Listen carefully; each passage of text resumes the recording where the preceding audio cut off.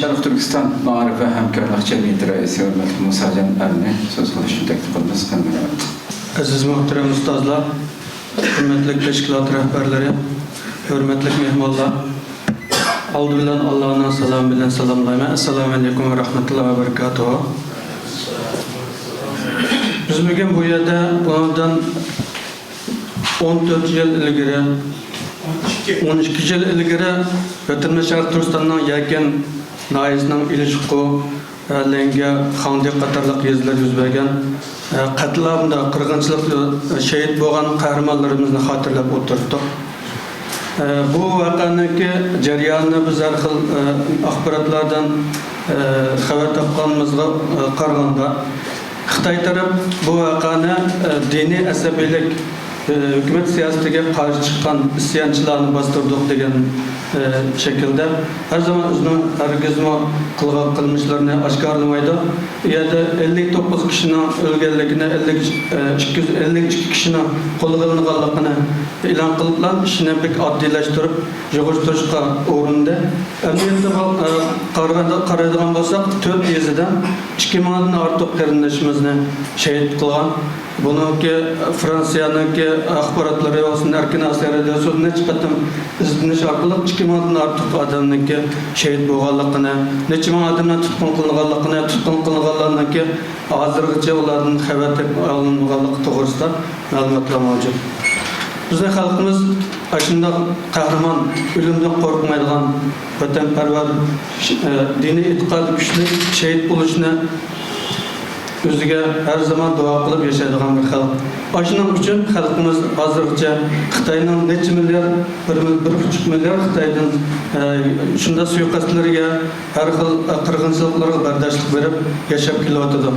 Bu özününki kahramanlığı, imanı, itiqad bilen mevcutluğuna oğdap kelyaptı. Muşunda bir aletde elbette biz chet eldeki erkin dünyada yaşayotgan biz her qaysımızga nayt ig'ir vazifeler tushdi. Şunun qatordan bu zulmni, muşunda qirg'inchiliklarni dunyoga anglatish va Xitoyga xalqaro bir besim paydo qilish. Muşu vaqa ilişki katliamı deb tarix yazılgan bolsa-mı, bu addi bir vaqa emas aslında çoğun bir qirg'inchilik katliam, Xitoyningki sistemlik o'rlashtirgan bir katliamningki bir qismi. Muşu jarayonda masalan şu vaqa biz keyin xabar topgan bolsak-mı, Ürümçide yaşaydigan 21 yoshlik Abu Bekir Muhammad degan qarindoshimiz muşu ishni tunji qatim pash qilib 5 sebeplik bir naz vaqani jarayon yazıp hem dünyaya ilan kıldı. Şu sebepten Xitay o qarindoshimizni tutup solab, ahiri o yazgan narsalarga pishman qilg'izib, sen shunda xato yozibman deysan deb besim qilgan ekan. Bu qarindoshimiz o'zining yozganliklarini yolg'on ekanligini majburan ilan qilgan bo'ldi, ammo oxir natijada uning 14 yillik kesib turmuga sulvetdi. Ona da xabar tapdık.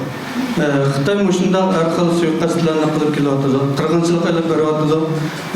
Bizga tushgan vazifa hayot degandek, qo'limizdan nima kelsa, mushu zulmga, qatlamga qarshi turish. Chunki bu masalaning negizi işgaliyet.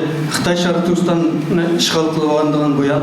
Halkımız bir katım açıkçan bu işgaliyetini hem kabul kılmadı, hem toktap kalmayı işgaliyetine karşı aktif ve pasif şekilde karşılıkını gösterip kelyaptı. Bunun nurgun jarayonlar şahit. Mesela Ürümçi katliam deyimiz, barın hareketi, kurallık hareketi başlangan olsa, bunun iki Ürümçi katliamı, Olcu katliamı, şunun okşaş her xil katliamlar devam kıldı.